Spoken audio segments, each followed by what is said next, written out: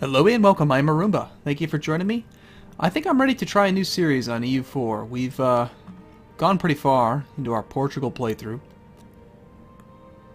Made a lot of mistakes. A lot, actually. Yeah, a lot. And that's okay though. I want to change it up a bit. I'm still thinking about playing a Western nation because I don't know, I want to get a little bit more familiar with all the game mechanics before we really embrace like one of the Eastern nations, or even the, these guys over here, the Chinese.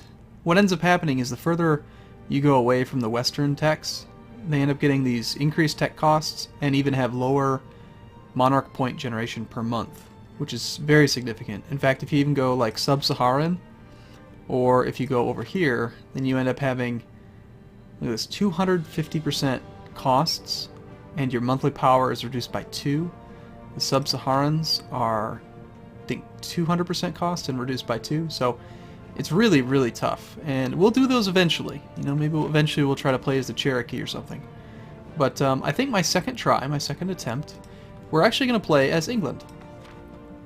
But here's the thing. We're going to play, I guess I'm probably going to call this series like Ahistoric England or something, because we're not going to colonize. Curse colonization. We're going to take over we're taking over Europe. We're not going to mess with any of that nonsense, although we might go over there so we can take all their money. But we're going to play as England, we're going to do the Navy thing, and we're going to try to conquer everyone on England, in Europe. So let's play as England, and let's see where we end up from here. Now I'm going to play on Iron Man mode. I want to kind of explain what Iron Man mode is briefly. So with Iron Man mode, it's for players that desire a more challenging game where they cannot simply reload whenever things go badly for their nation. I don't do that anyway, but what I like about Iron Man mode is that it enables your achievements. So that's nice. I want to have achievements. There's only a couple settings that you can change when you use Iron Man mode. You can't have no one else can play but you. It's single player. No one else can share your country. You have to have historic lucky nations on. These are the bonuses that the historic lucky nations get. Now, fortunately, I believe England is one of the historic lucky nations, so that's okay. That's fine with me. And then you can only change these two. You can have bonuses for the AI, which would give them these bonuses. Lowers revolt risk by 2%.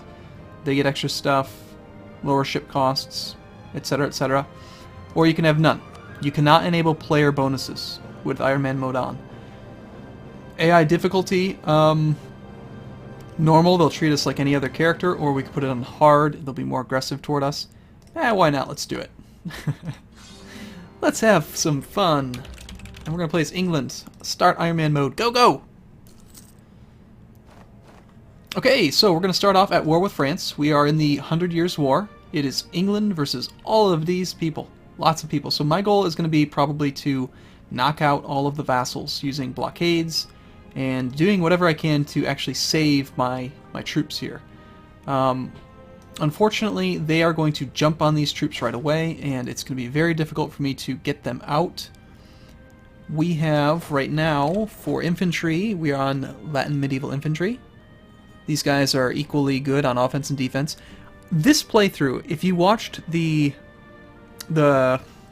Portugal playthrough, then I didn't know a lot. Like, I didn't even really recognize what the difference between the offensive pips and the defensive pips really meant. Now I do. So, we're gonna be able to explain. I'll be able to explain things a lot better. So, we have the Latin Medieval Infantry. They have one offensive pip, one defensive pip. This means that if we are on defense, then we have one morale. If we're on offense, we have one morale. If instead we went with the Halberd Infantry, these guys are really good on offense, but they get no defensive boosts. So it's good. So we're on defense. That's fine. These guys, we can go with Latin Knights, or we can go with the Chevauchés.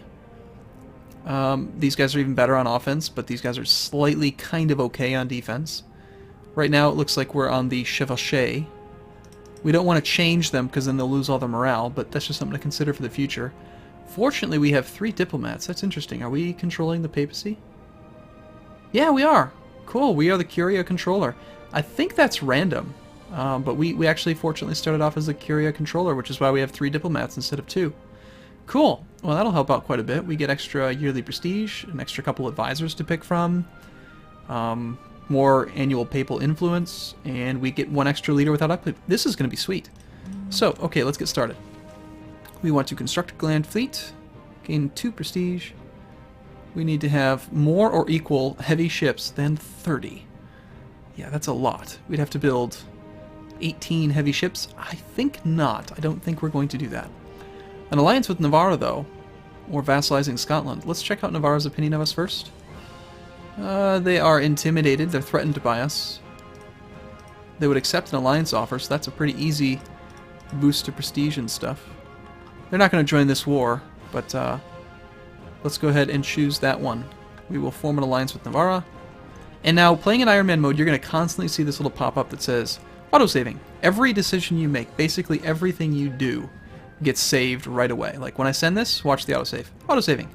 Now, fortunately, if you have a good enough computer, you don't really notice it. It doesn't bother you. But you do have to just be aware that playing on this mode, you're going to get lots of spam. National tax modifier, lower revolt risk. How much revolt? I don't think we have any revolt risk problems. That guy's level 2, so we don't want him. Stability cost, I think that guy would probably be the best, because we're going to want to buy up some stability right away. Diplomatic reputation would help out a lot early on, since the other 3 are all level 3, they don't matter. Diplomatic reputation really, really makes a big difference when it comes to doing different types of like requests, like alliances and personal union type stuff, and if you want to do any kind of marriages, etc. So we'll take that. That's fine. And military guy.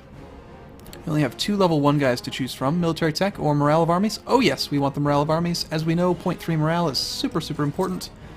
Right now, we have a morale of 2.67. Adding 0.3 is like a more than 10% boost to their overall morale.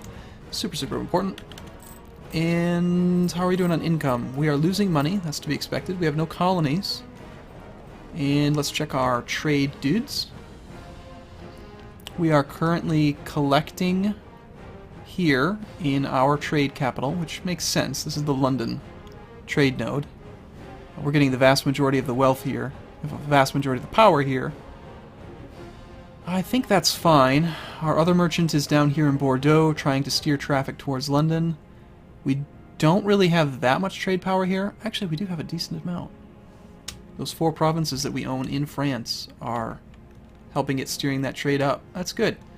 And that's the only real thing. We don't have any counties that need to be converted. We don't have enough to boost stability, but I will want to very soon. And we have no decisions we can enact quite yet. Now, as England, our English traditions are culture or like country specific. So we get trade efficiency goes up by 5% just by default. An extra 0.25 on morale, which is huge. And if we get all English ideas, all 7 of these, then we get an extra 100% embargo efficiency.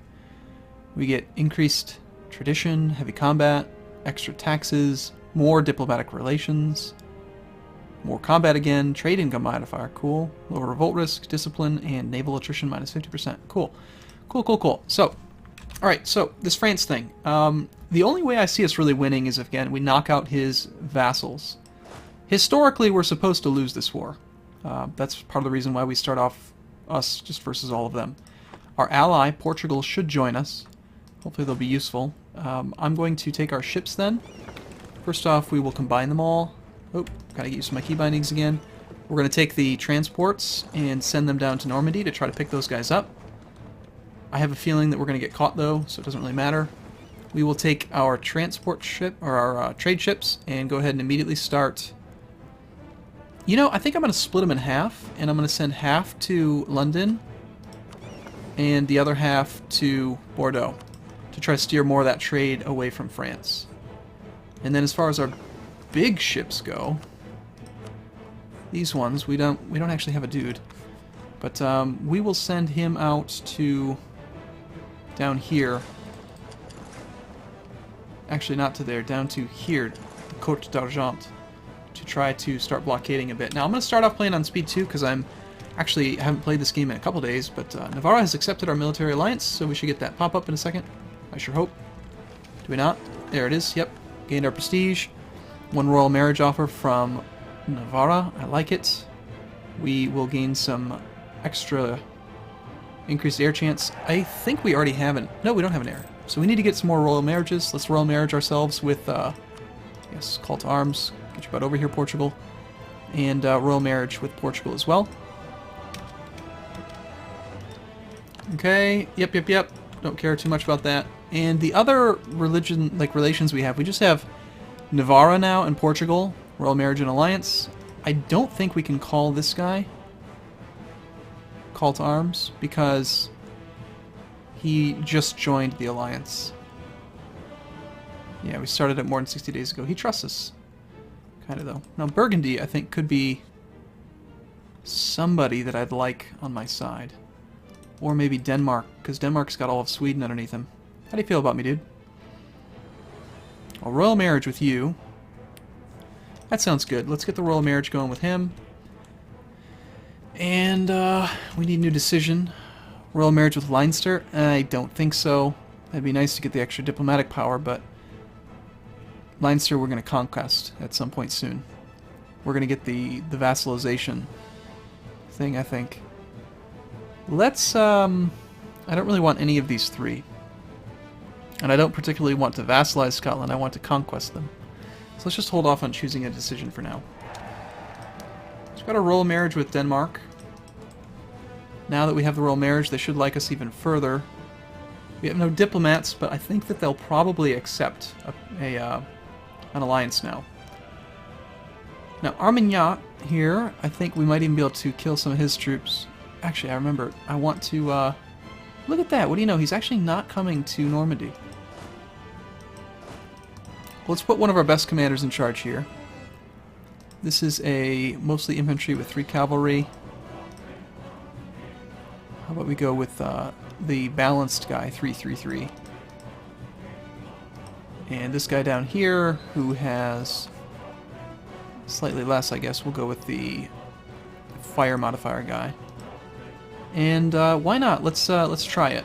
Let's try killing one of his troops before we actually get the rest of our armies down there. Yeah, so I think we have to really control the seas first. Knock out France's vassals. Shoot. Crossing into that could be dangerous. We'll take these troops and go down there and gang up on him, assuming he doesn't catch us. There we go. Cool, we got to pull them out of there. Let's go down here and we will jump these 2 vassals, Foy and Armagnac. And from there, it's going to be pretty easy, I think, to piece them out. We're going to force them out of this, reducing the strength of the French alliance, and then coming out ahead overall. Now, France is probably going to siege through some of our territory. There's not much we can do about that. And can we talk to Denmark again yet? 15th of December, 2 weeks.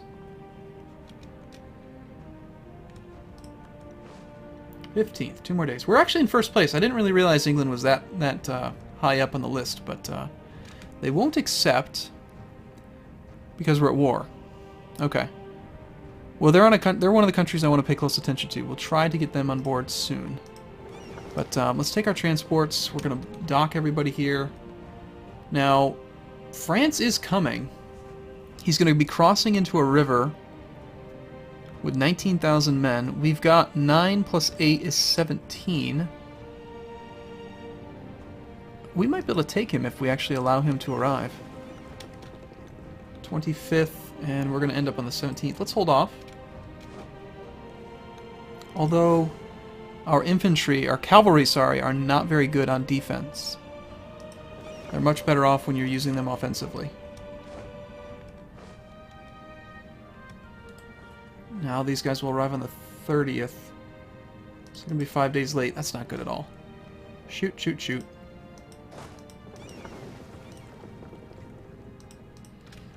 Well, we'll see how this first engagement goes. If it doesn't go well, then we're going to have to, well, basically just backtrack and try to control the seas a bit. So there's that crossing penalty. Of course, he rolls a 9. So he's the attacker, so he uses all of his attacker pip scores things, and it's Get these 9 men in, and as soon as they get there, I think I'm going to go try to pick up more with these 15 transports.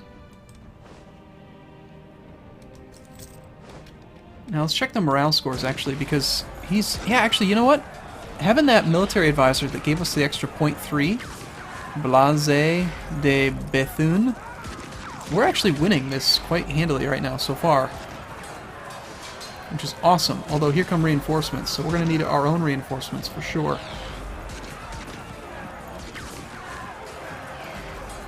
Yep, but continuing to throw more and more manpower at it. Ah, it's scary, no! Hold fast, men! Don't give up! Never give up, never surrender. Come on, transports. We're crushing their morale. I think we might actually hold with just these troops. Okay, we got 15 more on the way. Stop rolling zeros. Come on, roll like a 9 or something. 8's good. Yeah. Good job, Henry Piercy. 3.1110 war score. Not bad. We ended up gaining 5 prestige from that battle, 1 army tradition. We did get some war exhaustion from our losses, but they took far more. Bourbonnais and Orléans were involved in that battle, so they should have gained quite a bit of war exhaustion. I'm going to check real quick to see if we can knock either of them out. We can see our individual war score against them is actually just still at 0. So we're going to need to blockade or siege something before we can actually force them out. Because you have to have 10% war score. But yeah. Our overall individual war score is just 4 with France. Portugal did come and join us. Now, if we could get a shattered... If we could chase them into the shattered retreat here... This guy's just heading to Bourbon. And this guy's heading to Vermandois. Vermandois. He's going up here. So I think... If that's France's army... I think this is how it works. I'm going to take these troops... We're going to go here, and we're going to receive him in Vermandois and try to crush the remainder of his army as it comes in. These 10,000 we will allow to recover some morale and manpower for a bit, and then we'll probably attack that army. Meanwhile, let's check the blockade situation. 50% of France is blockaded, but these guys are all perfectly unblockaded. Provence would probably be easy to beat. Looks like Portugal's trying to take them out themselves, which is really nice. And I'd like to see to blockade Languedoc here as well. So let's I don't think France has anything on us when it comes to the navy. So we'll send half the big ships over there. Trying to be as strategic as possible. We're going to win. Now France of course still has a huge advantage with troop count. So it's not like winning one battle is really going to make that big of a difference. And we need military access through Burgundy. Hey, dude, I need military access. Come on. Quit being such a jerk. Why are you hostile towards me? Well, fine. That means that we can't get into Vermandois from here. We'd have to come in directly through Foy, which would mean... Alright, well, let's try it anyway. We'll go with the balanced guy. Actually, no, we're going to be on offense, so I want the guy that has lots of shock value. We'll attach him, and let's just go straight into our port. I'm not sure. I think we're probably going to get the landing penalty, but it is... I don't know, I think we're going to win anyway. We'll see. What do we got? No landing penalty, interesting. So, because we're on offense now, since we're the attacker, my understanding now is that when we look at our chevauchés, notice how we have 1.3 cavalry shock modifier, and the chevauchés have 2 offensive morale, 1 offensive shock. That means that we get the 1 plus the 1.3 every time we're in the shock phase on all of our cavalry. They're going to be very strong. And their morale is very high because we are attacking. So we should just slaughter these guys. And as soon as these guys get up, we'll go ahead and do that. And we'll keep going from there. Again, historically, we're supposed to lose this war. So if we could go ahead and kick their butt, I'd love it. And we should see France's army coming up here, the one that we crushed earlier. So as soon as this battle's over, we're going to head over to Vermandois, see what we can do. sweet. So we gained 1.32 war score. We gained another 5 prestige. Our prestige is doing fantastic. More army tradition, more war exhaustion. I really want to keep war exhaustion down. I also want to keep stability up. So as soon as we get enough points, we're going to buy some stability. We do have a tiny bit of revolt risk because of that war exhaustion. And our war exhaustion is also causing lower morale. So let's go ahead and just spend our points on it. Try to get that down. We need every bit we can get. Here comes the army that was retreating to Vermandoy. They have some morale, but they're weak, and we're going to attack into them.